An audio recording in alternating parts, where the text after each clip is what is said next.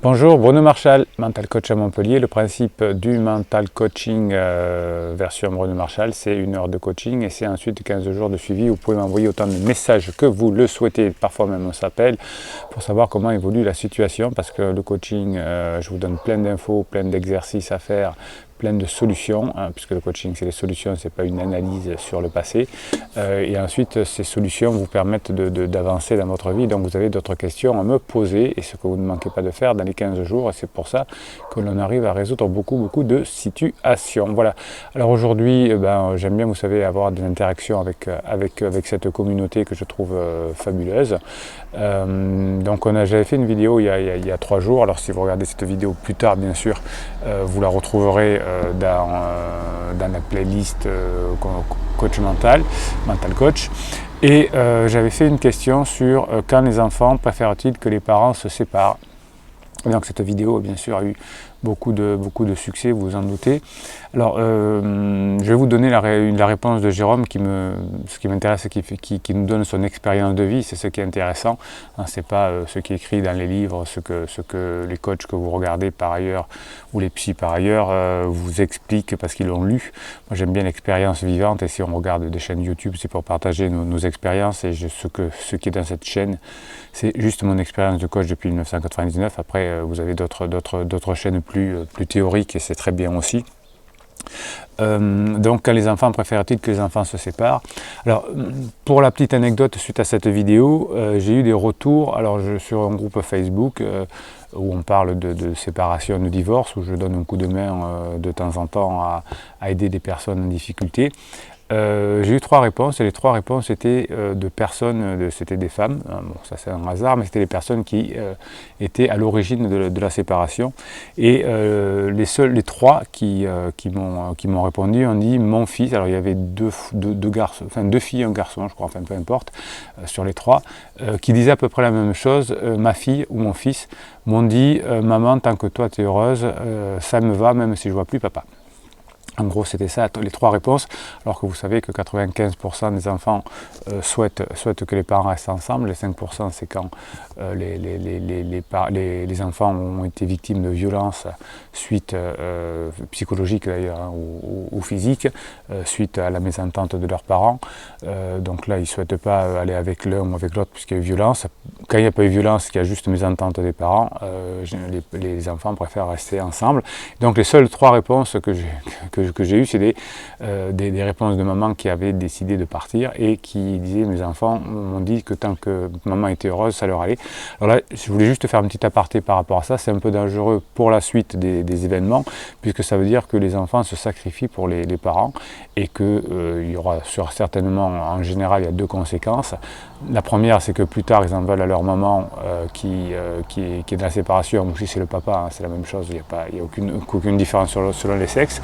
Donc ils vont vouloir à la personne qui leur a causé ce malheur, et là il peut y avoir double peine d'ailleurs, puisqu'en plus ils ont sacrifié leur enfance en disant moi je l'ai fait pour toi, et donc plus tard on le fait généralement payer, et on le fait par quelques séances de thérapie. Alors là souvent c'est pas du coaching, c'est plutôt de la psychanalyse, où on va expliquer au psy pourquoi papa ou pourquoi maman m'a fait souffrir quand j'étais petit, pourquoi m'a séparé, j'ai pas pu partir en vacances avec mes 2 parents, pourquoi j'ai dû déménager, etc. Voilà, donc ça c'était une petite aparté.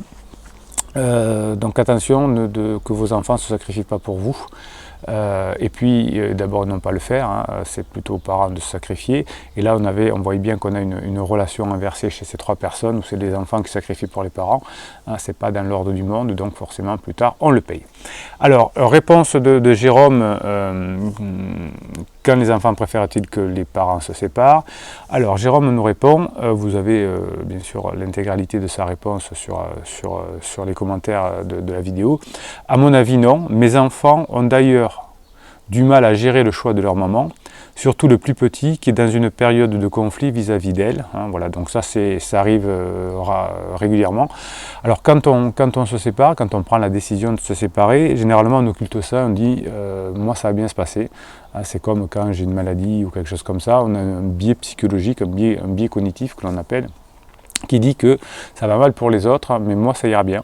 Hein, c'est le même biais qui dit que la France va aller de plus en plus mal, mais pour moi je vais m'en sortir. C'est un biais cognitif qui dit moi c'est mieux que, enfin je m'en sortirai toujours mieux que les autres. Alors surtout si on se fait rassurer par un thérapeute. Alors vous savez que le rôle d'un thérapeute ou d'un psy, c'est de donner aussi du confort, et beaucoup de thérapeutes ont compris que en diminuant la culpabilité des parents qui viennent consulter, eh bien on les garde longtemps. Donc le fait de dire, ben, vous savez, tant que vos enfants sont heureux, par exemple, c'est le plus important. Il vaut mieux que des enfants séparés que d'un couple qui a de la violence devant eux, enfin qui se dispute devant eux. Effectivement, on ne se dispute jamais devant les enfants, vous avez compris, vous connaissez le principe, ça c'est le minimum d'être adulte et de respecter. Donc les psys disent, ben, de toute façon, les enfants sont mieux plutôt que pour des parents séparés plutôt qu'ils se disputent, ce qui n'est absolument pas vrai, mais ça rassure la personne qui veut partir et elle se déculpabilise, elle se sent bien, donc elle revient dès qu'elle se sent mal un moment après, forcément, puisqu'on se sent mal un moment après, on revient voir le psy qui redonne un petit coup de ne vous inquiétez pas, ça va aller très bien, et donc il revoit souvent ses patients. Donc voilà pourquoi on dit que il vaut mieux que les enfants soient dans des couples séparés plutôt que dans des couples qui se disputent. Alors si c'est de vous disputer devant, ne le faites pas. Alors ensuite, Jérôme, moi-même étant enfant de divorcé, je confirme que ça laisse des traces à l'âge adulte. Oui, alors c'est intéressant, vous voyez, dans cette communauté, c'est qu'on partage, on dit ce qui nous est arrivé. On ne dit pas j'ai lu que, il semble que. Voilà, on dit qu'est-ce que j'ai vécu. Même si on ne se rend pas forcément compte. Ce qui me fait d'autant plus mal quand je vois mes enfants subir quelque chose qu'ils n'ont pas voulu et qui découle exactement à mon sens d'une crise traversée par leur maman. Alors oui, une rupture, hein, et à 90% liée à la traversée d'une crise du papa ou de la maman. Alors, les statistiques montrent que ce sont les femmes qui sont à la demande de la séparation en 80%. Alors, est-ce que ça veut dire que c'est les femmes qui traversent plus de crises que les hommes? Je ne sais pas, je n'irai pas jusque-là, mais effectivement, le cerveau féminin est plus émotif que le cerveau masculin. Ça, c'est pas une surprise, c'est une réalité. Hein. Je ne sais pas si c'est bien, mais en tout cas, c'est comme ça. Effectivement, donc, qui découle exactement d'une crise traversée par le moment.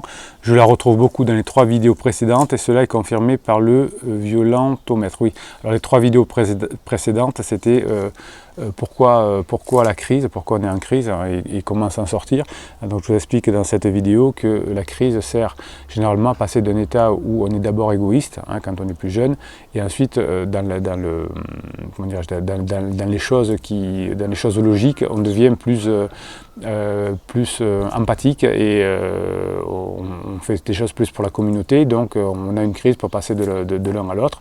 Mais très souvent, quand je suis en crise, si je ne fais pas attention, je crois que c'est parce que effectivement, j'ai pas été assez égoïste, j'ai pas pensé assez à moi. Beaucoup de thérapeutes disent ça, pensez à vous, vous avez beaucoup donné pour vos enfants, faites-vous plaisir. Et donc je reviens sur la partie, la première partie, je suis égoïste. Et là, bien sûr, on va avoir à nouveau des crises, hein, puisque la crise n'est pas faite pour revenir en arrière, mais pour avancer. Donc c'est pour ça que Jérôme dit qu'il a reconnu dans ses vidéos ce fonctionnement. Et Jérôme ajoute, et cela est confirmé par le violentomètre. Alors le violentomètre, c'est encore une autre vidéo que j'avais fait qui s'appelle Partir ou Rester. Le violentomètre, c'est un outil qui a été mis au point brillamment par une association, on va dire, d'Île-de-France, qui a pour but de dire aux femmes quand il faut partir, de ne pas se laisser faire face à la violence. Et donc il y a 3 parties. La première partie, c'est sous forme de règles. La première partie dit tout va bien, profitez. La deuxième partie dit faut dire stop, donc en gros il faut communiquer. La dernière partie, il faut partir.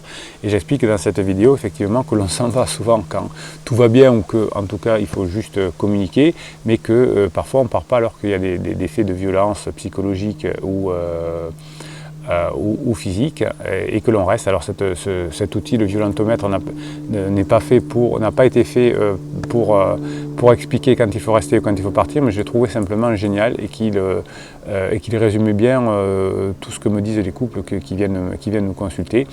et qui ne savent pas que faire et qui repartent avec l'idée de ce qu'il faut faire, qui comprennent que finalement ils voulaient partir, mais c'était simplement un problème de communication. Si ma femme fait trop la vaisselle ou pas assez la vaisselle, si mon mari range ses chaussettes ou pas, s'il m'écoute ou s'il ne m'écoute pas, ça c'est des problèmes de communication où l'on peut en parler par des techniques de communication non violente, tout ce que vous voulez. Je vous en donne plein en fonction de votre caractère dans les coachings, mais ça c'est juste une façon de négocier. Donc le principe effectivement c'est quand je suis en crise, je résous la crise. Une fois que je suis sorti de la crise, que je suis maintenant dans ma nouvelle phase plus empathique, j'en parle avec mon conjoint.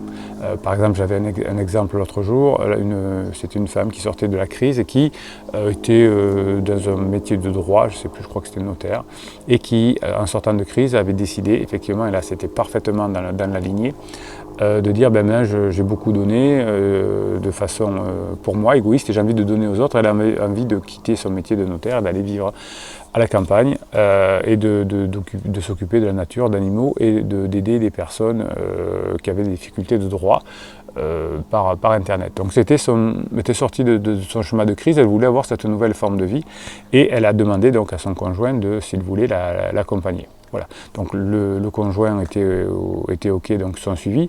Mais là, le conjoint aurait dit, ben non, moi je reste à Paris, j'ai pas envie d'aller vivre à la campagne, etc. Mon choix de vie, c'est plutôt de partir à l'étranger, je ne sais pas quoi. Bien là, il y aurait eu deux chemins de vie différents et la séparation aurait été possible. Et d'ailleurs, la séparation aurait été tout à fait paisible, puisque chacun aurait pris la route qu'il voulait. Quand on veut se séparer, mais qu'on n'a pas encore de chemin de nouveau de vie tout à fait différent, qu'on veut continuer à travailler dans la même entreprise, qu'on veut rencontrer un homme qui travaille, ou une femme qui travaille généralement dans la même entreprise, ou qui est dans le même côté de sport, le club de sport, pardon, eh bien là c'est juste une relation de pansement qui fait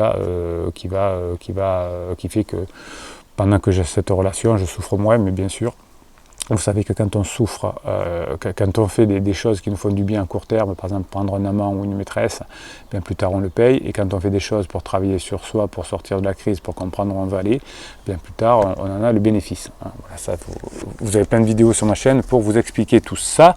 Alors la question que me pose Jérôme, je suis très bavard aujourd'hui.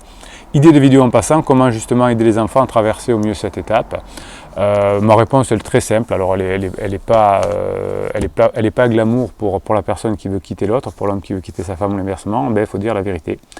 Les enfants sont des êtres émotionnels puisque le préfrontal n'est pas encore totalement développé, il se développe après le cerveau émotionnel, donc ils sentent les émotions, donc ils ont leur neurone de la sympathie, leur neurone miroir très développé, ils sentent les choses. Donc si je vais voir ma maîtresse en mentant, en disant mais non papa ce soir n'est pas là, ou maman qui va voir son amant dit maman ne sera pas là ce soir parce qu'elle va voir une copine, l'enfant le sait puisqu'elle sent le stress du papa ou de la maman. Donc non seulement on va vous tromper votre femme ou votre mari, mais en plus vous collez un stress à votre enfant qui dit pourquoi, qui sait que vous mentez mais il ne sait pas pourquoi vous lui mentez et donc il va croire que c'est parce qu'il a fait une bêtise. Donc dites les choses. Alors pour le plus courageux des deux, annoncez, dites papa a décidé de nous quitter parce qu'il veut aller vivre avec quelqu'un d'autre que nous. Papa ou maman a décidé de ne pas passer la soirée avec nous parce qu'elle préfère passer, ou il préfère passer la soirée avec quelqu'un d'autre. C'est une réalité. Si je vais voir mon amant, ma maîtresse, c'est que je préfère aller voir mon amant, ma maîtresse que passer la soirée avec mes enfants, par exemple. Donc dites-leur la réalité. Aujourd'hui, je préfère aller passer la soirée ailleurs. Alors je sais que c'est difficile quand on culpabilise, on se dit non mais en plus je ne vais pas leur rajouter ça, donc ça nous arrange de mentir bien évidemment, mais on fait du mal à ces enfants qui savent très bien qu'on leur ment et puis nous ça nous fait pas tant de bien que ça. Voilà, donc dites la vérité des choses, celui qui est le plus courageux des deux, dites les choses, dites voilà, papa, maman préfère aller passer la soirée ailleurs, préfère que l'on se sépare parce que il a rencontré une autre personne qui pour le moment lui fait du bien et il préfère être avec elle qu'avec nous, il préfère te voir que la moitié du temps ou un week-end sur deux pour être avec cette personne, donc on dit la réalité des choses. Quand c'est une sortie de crise véritable et que les choix de vie sont différents, eh bien là on va l'expliquer aux enfants naturellement, j'ai envie de vivre aujourd'hui à l'étranger, on se verra moins souvent parce que mon désir c'est d'aller vivre dans les îles, etc. et je ne peux pas faire autrement. Donc là généralement on le dit aux enfants, on ne ment pas en disant je vais travailler ou je vais je sais pas quoi, voir voir mes copains. Non, on dit j'ai un changement de vie, donc je vais changer de vie, je veux changer de région, etc. parce que c'est important pour moi. Donc quand on peut le dire facilement, ça veut dire que c'est une bonne raison de se séparer. Et quand on est obligé de mentir à ses enfants, ben c'est que c'est une mauvaise raison. Simplement, on revient dans un monde égoïste au lieu de sortir du monde égoïste, ce que permet la crise, pour aller vers quelque chose de plus empathique et qui rend plus heureux. Voilà. Donc j'espère que j'ai répondu à la question de Jérôme et grâce à Jérôme, j'ai rebalayé plusieurs choses et je pense que c'est bien important que je vous explique comment fonctionne le cerveau humain, comment fonctionne un couple. Vous décidez de vous séparer ou pas, hein, ça c'est votre décision, c'est votre libre arbitre. Ensuite je vous donne les idées, les conseils pour que vous en souffriez de moins, que vos enfants en souffrent le moins possible, mais c'est vous qui prenez la décision, hein. On se sépare pas, il n'y a que vous qui pouvez la prendre. Il ne faut pas demander un conseil à un psy ou un thérapeute. S'il vous donne d'ailleurs un conseil là-dessus, il faut fuir à toutes jambes, c'est votre décision. Et lui doit vous accompagner, vous éclairer et vous accompagner pour que ça se passe le mieux possible pour votre conjoint et pour vos enfants. Voilà, si vous pensez que cette vidéo peut éclairer d'autres personnes, partagez-la. Mettez un pouce en l'air pour que YouTube puisse la référencer. Qu'est-ce que je vais vous dire encore? Abonnez-vous pour avoir droit aux posts que je mets tous les jours sur YouTube et qui sont réservés qu'aux abonnés. Donc vite, abonnez-vous en cliquant sur la cloche pour bénéficier de ces posts bien évidemment gratuits. Et puis posez vos questions en commentaire comme Jérôme. Et vous voyez, soit j'y réponds par écrit, soit parfois je fais des vidéos qui me permettent de vous expliquer et de vous aider dans ce domaine-là. Et je vous dis à très bientôt.